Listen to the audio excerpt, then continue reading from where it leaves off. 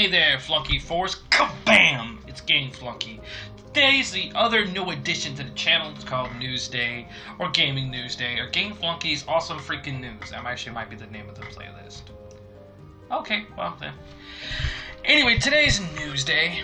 The whole purpose of Newsday, I should say, is to bring news to gamers they may not know about. Or may not know about because they don't care. Whatever, you're weird, it's okay. Nobody's perfect but one person, that's me. No, I'm not that vain.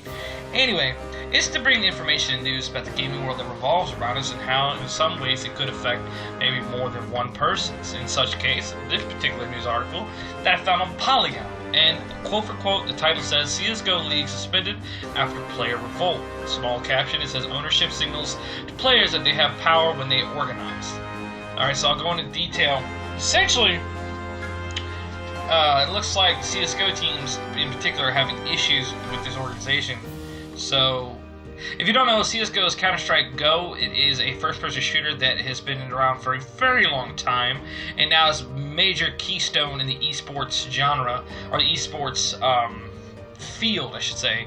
And if you don't know what esports is, it's pretty much gaming sports where you get where a lot of times you can make money and make a name for yourself and make a living playing games, such as Call of Duty, Gears of War, I think, Battlefield maybe, I don't know.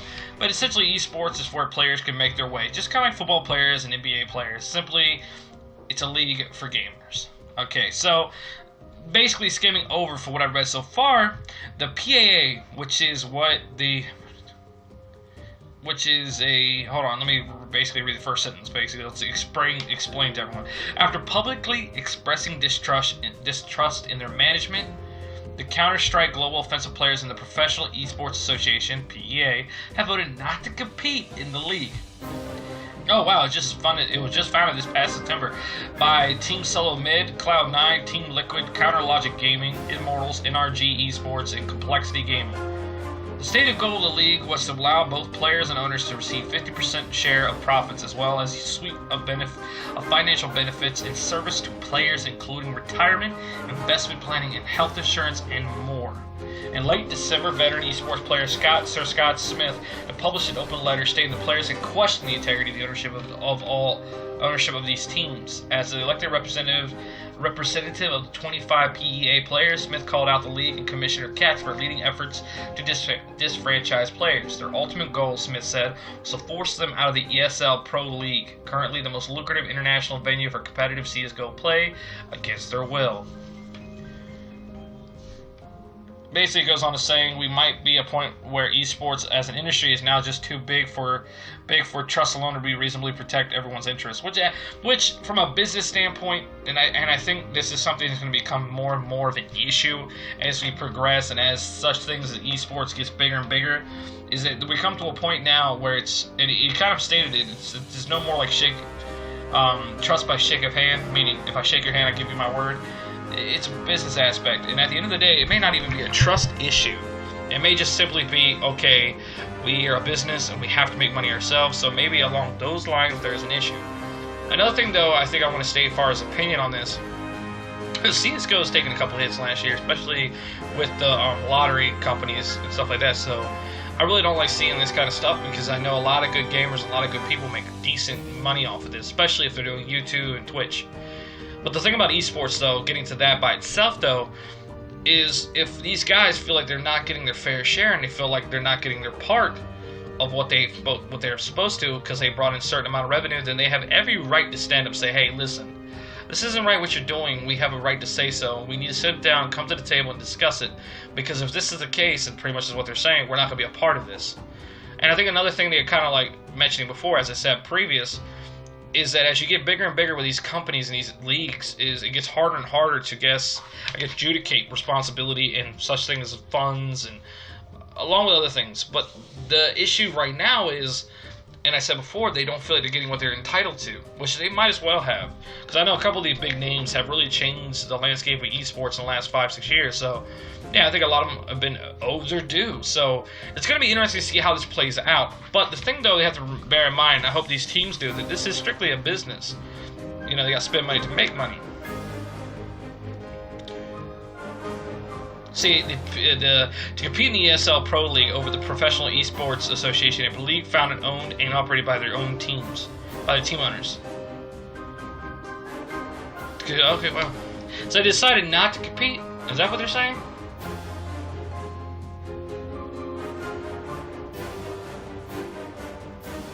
So yeah, the spokesperson, the leader of these groups of players, Smith himself, acknowledges that players should have been more conscientious at the inception of their contracts and their negotiation with the PEA.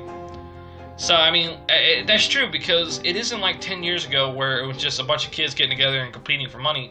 No, these are organizations that they're getting funded by companies too. Some of them are. And, you know, it's bigger and bigger and more of a broader spectrum of people, I guess you get what I'm saying, that are being pulled in along with the more paychecks.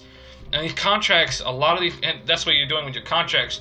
Basically what a contract is a word, not a word, it's a letter basically saying what you're going to earn, how much you're going to earn, and what you're going to bring to the table to earn that money. And basically what they're saying is these players have to now stop looking at themselves as just players. Now they got to start looking at themselves as their own businessmen.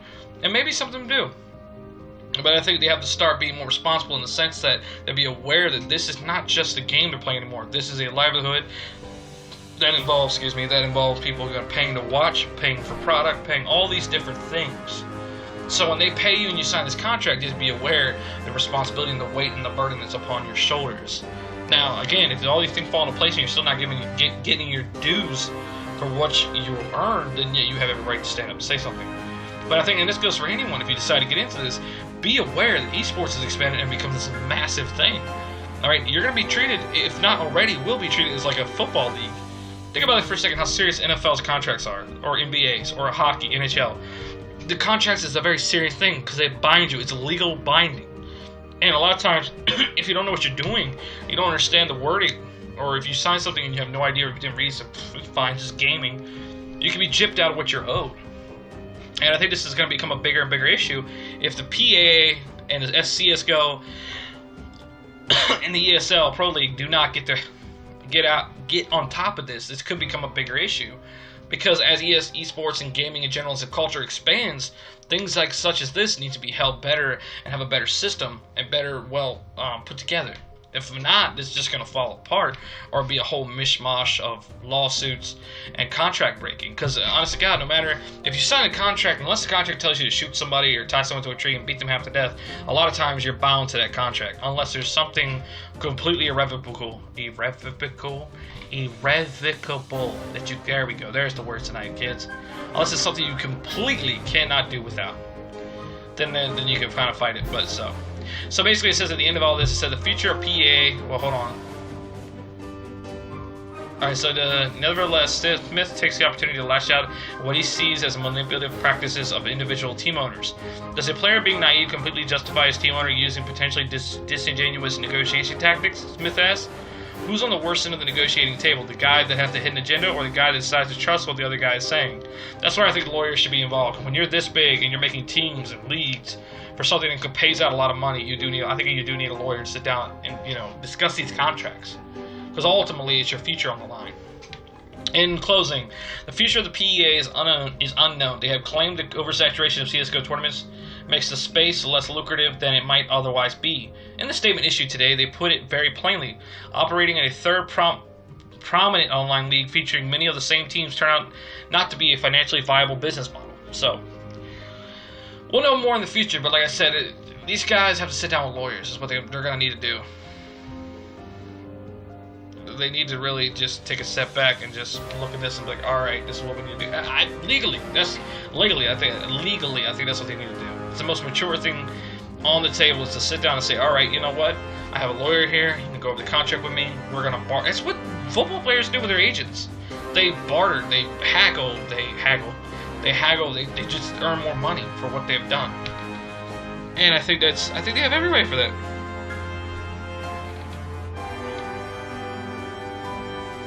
But, like I said, I'd like to know your all's opinions. What do you think? How do you like this news day? Do you like me bringing news to you? Do you like that I bring new content to the channel? It's some way to show that I'm growing and that I mean what I say. I know I haven't been that talkative because I've been brainstorming. I really overthink things.